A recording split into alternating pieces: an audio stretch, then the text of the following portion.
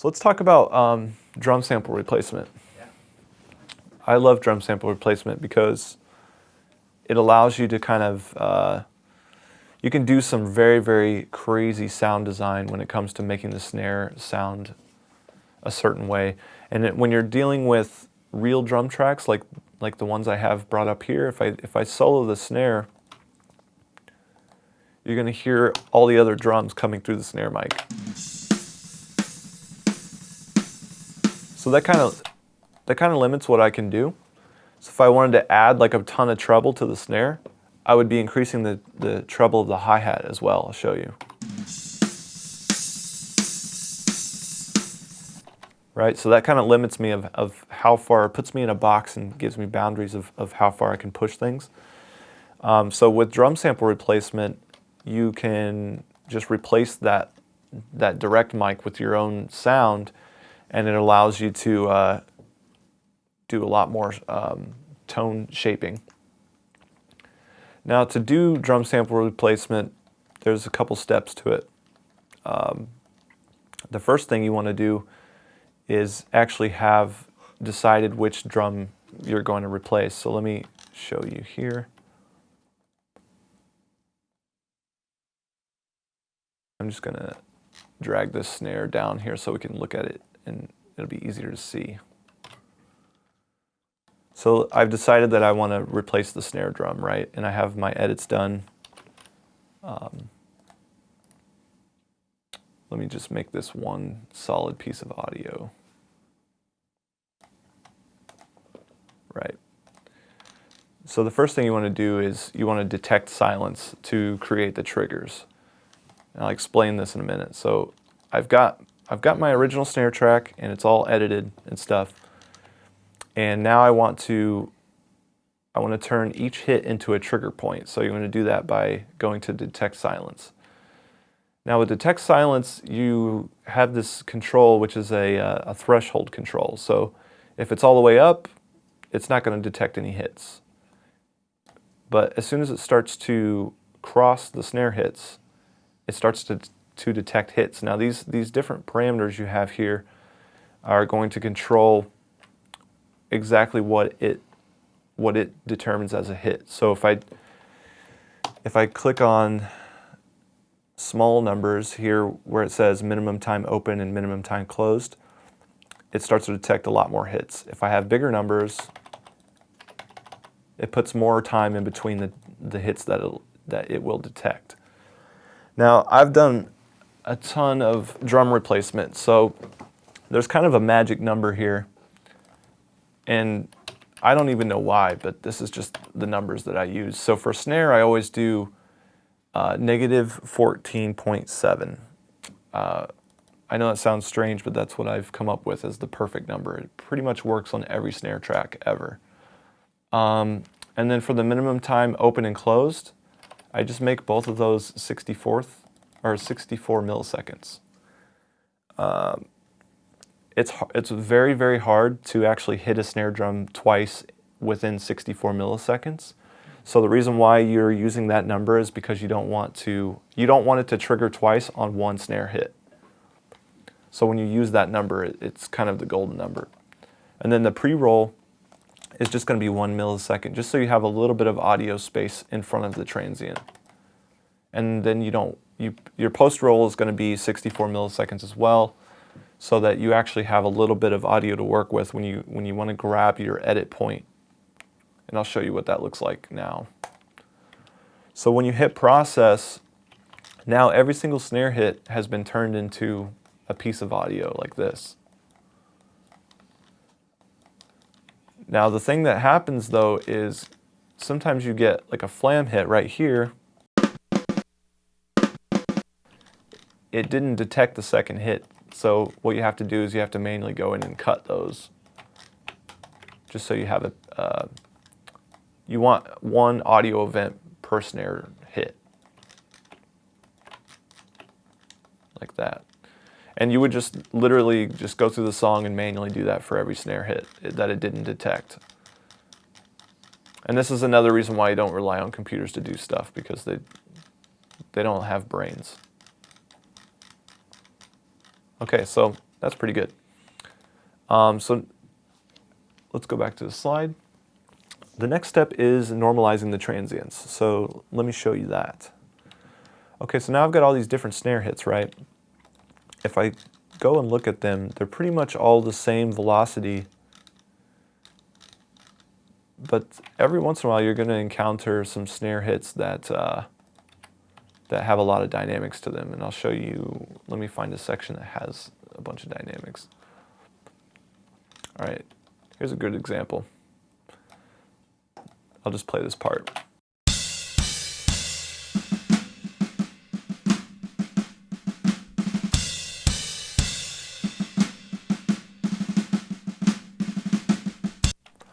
Okay, so some of those snare hits are soft and some of them are hard. So if we were to do detect silence on this part, I'll show you what would happen. So there's never going to be a perfect setting where you get it to pick the right snare hits. Like when you go and try to capture the soft hits by moving the threshold down, it captures too many hits, and if you raise it, it doesn't capture enough hits. So what you've got to do is you just have to find kind of a happy balance like this. And that's kind of going to be your hard hits, but if you're using these tiny little takes as trigger points, they're all going to be different volumes and they're not going to be consistent. So in order to make them more consistent, you use the normalized technique, which makes every single snare hit the same volume. So now if I play it,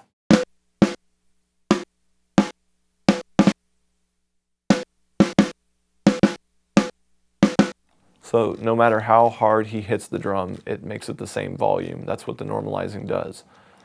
And that allows you to make sure that every single snare hit you captured is going to actually trigger the drum replacement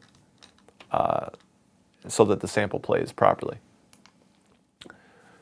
Okay, so your next step after you've gotten all your snare hits cut up and you've normalized everything, you're going to create velocity layers. Let me show you how to do that. So we're just going to straight up make 4 new audio tracks, and I'm going to name each one the velocity layer that I wanted to control. So this one's going to be snare crack, snare hard, snare medium, snare soft, right? And we're going to assign a different pool of samples to each track. So I'm going to go to the snare crack track and I'm going to load Drumagog. That's what I like to use. And let's just say that we're choosing snare 11, for example. When you click on samples, you're going to see all the different samples from the snare, all the different velocities.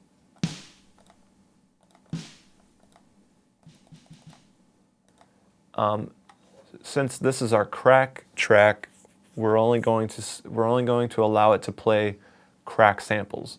So what you do is you actually go in and click on the sample and hit solo. And by doing this, every time you trigger Drumagog to play a sample in that lane, it's going to play a crack hit like this. So if I was to choose like a different one, like say this soft hit here, so even though I've got a loud sample triggering, it plays back the soft one. So this is how you like manually control what each drum hit is going to, what it's going to do. So if I continue doing that for the rest of the tracks, like I go into the hard one,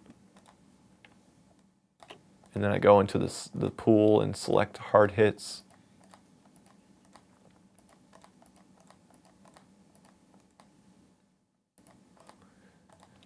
Now I can get different snare dynamics by putting them in different lanes.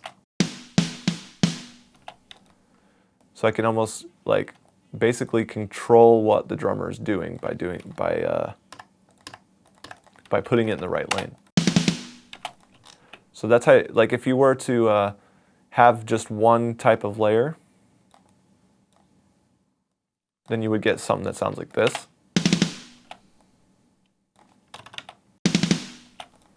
And then if I actually use my other layer as a dynamic, it sounds a little bit more realistic, like a drummer would actually play.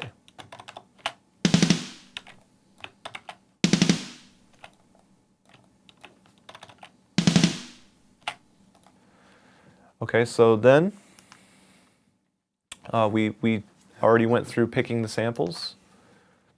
Okay, so this is another major thing. You definitely want to print your replacement, and I'll show you why. Let me make like a little part.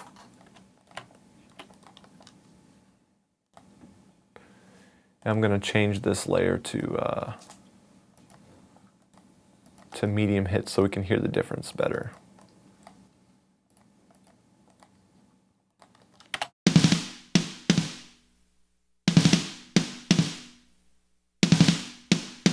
Okay, so I played it 3 times. I don't know if you guys could hear, but there was a tiny subtle difference each time I played it. Let me turn this up a little bit.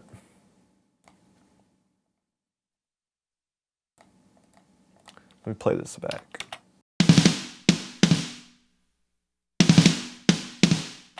The reason why it's different every time is because there's a pool of samples that it's selecting from. So if we watch this screen right here and I hit play, you're going to see these different yellow bars lighting up.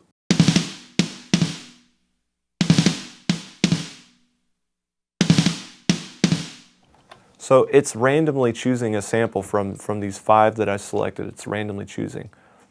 The reason why you want to print your sample replacement is what can happen is one of these hits could be weaker than the others. And you're going to send the song to the band, and they're going to listen to it and be like, okay, it sounds great, but we want to change how loud the bass is. So you change how loud the bass is and you send it back, and now all of a sudden one of these weaker drum hits ended up being triggered on a hit that needed to be really strong. Now they're going to be like, well, that hit sounds weak, so you're going to go in and try to figure out why does that part sound weak. You're going to drive yourself crazy because it's going to trigger a different sample every time. So if I like just loop this one hit,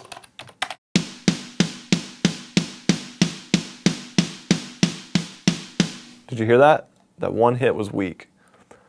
So if you print your whole song, you can go through and catch all those weak hits and remove them and put in better hits. Or you can just have it to where you don't select that hit at all. You just have strong hits in your sample selection. So every single hit's strong.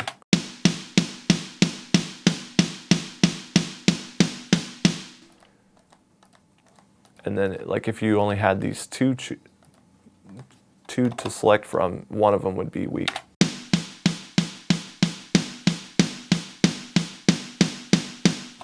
So you either want to limit your sample selection or print your replacement and go through and change all the ones. So we kind of did this a little backwards, but I'm just going to recap with this. So looking here, we're going to create the triggers. So you do that with detecting silence. You use the original track as a sight guide, which kind of shows you what the dynamics are, and you can play off of what the drummer did in order to build your sample replacement properly. You're going to look at what he did and try and recreate it with the different velocity layers. With the snare drum in particular, you're going to have like 4 or 5 layers of velocity because it's a pretty dynamic instrument. And you're also going to have 4 or 5 layers for the snare room. So I'll show you how the snare room works. So let's say you've done your whole song, you've got your whole performance done. What you would do next is you would just take all of your snare triggers, you would select them across the entire song like this, and then you would go Control-C to copy, and then Alt-V to paste in place. And now that you've done that, you've got your duplicates selected on your project window. And then if you hold Control and drag the top layer down to where there's no tracks, it will create an exact copy of every hit with the exact same settings on all the tracks. And then when you go in to those tracks, you're just going to switch from it being a direct snare to a room snare, like that. And you have to redo your sample selections.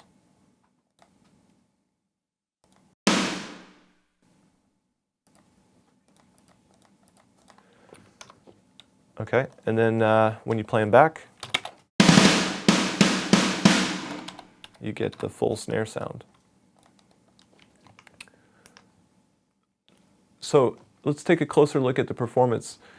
If you look at this slide here, you can see how you can see those hits on the snare drum that are really loud, and you can see the really quiet hits too. If you look below, you're going to see the correlation where I've lined up the hard hits with the hard snares, where he was hitting the snare hard, and then you can also see where I've copied his dynamics with the smaller hits. So it's really just a matter of matching where he hits the snare hard. You want to have a hard snare in your crack lane, and then if he hits the snare soft, you want to have a softer snare hit in your soft lane. Does that make sense? Do you guys have any questions about this? Have you ever seen this type of drum replacement method before? I've seen similar things, but not so in depth. The reason why I do it like this is because a Drumagog has a way of taking all of these samples and sort of copying the velocity performance with these markers here, like this. But what I've noticed is that a drummer is going to play certain parts differently. So he might, a medium snare hit in a softer section is going to be a lot quieter than a medium snare hit in a louder section. And so that inconsistency becomes really difficult to deal with because you can't automate, I don't think you can automate these points. So you would have sections of songs where all of these things need to shift down like this because he's playing softer, and you need a different, a different detection method, and then it plays louder, so now you've got to go in and raise all these up. I think they were trying to design it so that it would work for any kind of performance, but ever since I've used Drumagog, I've run into the problems when letting it decide. Like letting the computer decide what to do is always bad. So I like to take control and put the velocities where I want them to be specifically. Do we have any questions from anyone in the chat? Oh, do you have a question? Oh, yeah, real quick. So at the end of the production and everything, generally with your work, do the natural drum tones or anything make as much of an appearance as the triggered and engineered drum tones that you put in afterwards? Yeah, absolutely. On the song that we had open earlier, the Down and Dirty song, I would say probably about maybe 20 to 30% of that snare sound is coming from the two snare mics, the one that's on top and the one that's on bottom. Mm-hmm. And there's actually a little bit of a snare mix going on there. I'm mixing a sample, a room sample, and then also the two mics to get the snare sound. So I wouldn't say that we ever are at like a 50-50 point, but there have been some situations like one of the Amir records that I did, the snare through the whole record is just the real snare. We didn't do any sample replacement because the drummer literally hit the snare so hard that it just sounded awesome. It didn't need to be replaced. Like let's say you record 5 songs and you get to the 6th song and you're looking back on everything you recorded and you're like, oh man, the snare like lost its pitch and went down, it got lower because he was hitting it over and over and it gets looser and looser. So you can correct those kind of things by taking a snare sample that you took earlier and actually putting it in Drumagog. So you can actually resample your original recording with the same drums. That's why I always tell people to take drum samples at the beginning of the session, because that's when the drums are fresh. You've got the fresh heads, they haven't been beaten to death, and they're perfectly in tune. And then you go through and do all the songs, and then you can go back and freshen up your sound by using the original samples. Awesome. Eric wants to know, while watching this, one question comes to mind. How long does it usually take for you to edit and mix a busy metal song? Like, I think the drums. Maybe just drums and the whole song. Like, how long do you spend on drums? How long do you spend on the whole song? Some metal songs have a lot of kick drums. In this song, there's a couple of sections that have a lot of double bass, like this one. Let me play it.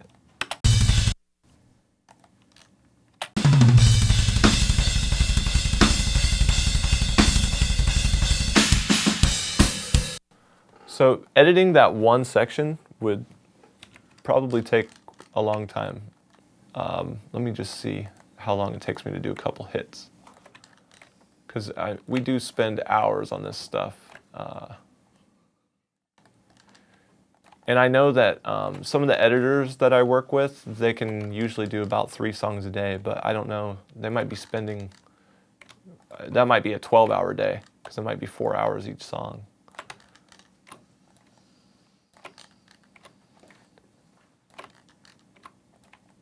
So yeah, all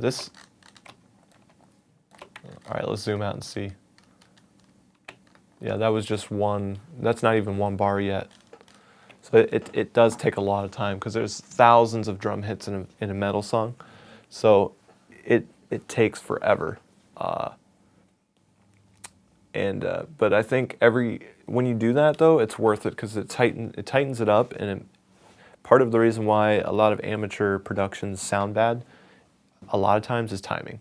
Yeah. I mean, quantizing is a huge factor in determining how polished or how slick it's going to sound. If everything's sloppy and off time, it's just going to sound like a mess. Mm-hmm. Awesome. Grant wants to know, were you using roll-in triggers on each drum back in the day? How does that compare to detecting silence? Yeah, that's a good question, because there is a trigger that's really popular. It's a red one. It's called the D drum trigger. I think a lot of people start with those, and I did too. What I found is that they break a lot, and you would just have to keep buying new ones, because there's no like insurance plan that you can get on them. So the roll-in triggers are way better. They're more expensive. I think they're like between $50 to $80 per trigger, but it's so much more worth it because they don't break at all. I still have the first set I ever bought, still have them, and they still work great. It's great to have triggers, because what happens is the trigger actually receives the audio signal from the drum perfect, like it's a 1-to-1. The sound doesn't have to travel through the air to hit the mic. So it allows your edits to be extremely precise, because what you can do is you can group your triggers to your snare drum or your snare microphones, and then when you move the trigger around, you know that you're cutting in front of the actual the signal hitting the mic. So the signal goes from the snare drum and then to the mic, but the time that it took for that to happen is after it hit the trigger. So when you cut on the trigger point, it allows you to have your edits to be safe, like, I guess. Let's just wrap this up real quick. Let's wrap up. So we've got 3 takeaways for the hyper-manual approach that I like to take. Every single note matters, and every single decision matters. This just goes back to the underlining theme. By me having control over every single hit and which velocity layer it lands in, I can make sure that this song is going to sound exactly how I want it. Like, one thing that you'll come across is in a chorus, if you've got a slower drum beat, you want every single snare to be super powerful. And if you let the computer control which hits it's choosing, it might choose a weaker snare hit, and you want every single hit to be strong. So by doing it this way, you can basically ensure that every single snare hit is exactly what you want it to be. Train your ears and your eyes. So you need to know that, like, when you hear this kind of drum part, what would that look like? I have the ability to not even look at a computer screen and listen to a drummer play a beat, and I know what that would automatically look like if I was looking at it on a grid. So that allows me to just kind of do things a lot faster and more efficiently, and I can get the goals that I want to achieve. Like if I'm trying to do a certain thing in the chorus, I can do it a lot easier because I know what I'm hearing, I know what that looks like. And drum editing is very visual. Learn to listen to the drummers. What I mean by that is you need to understand what certain fills actually are like how they're created. Like if a drummer hits a snare drum 4 times in a row, he's not going to be able to hit the snare drum perfectly 4 times. So the hardest hit is going to probably be the first hit because he's had a lot of time to swing his arm. But the next 3 hits, he has to move his arm a lot quicker. So those hits are going to be quieter. And when you're doing manual drum replacement, you have the power of making every single hit as hard as you want. But if you were to do that, it wouldn't sound as good as if you were trying to make it match what a human does. So when you learn to listen to drummers, you're going to learn how a drummer actually, what he's physically capable of, and how to achieve that when you're doing the manual replacement. It's important to maintain the human element of the sound. And sometimes a lot of drummers are doing very strategic placement of the velocity. They might be hitting the snare drum softer first and then harder afterwards on purpose, and you want to maintain that.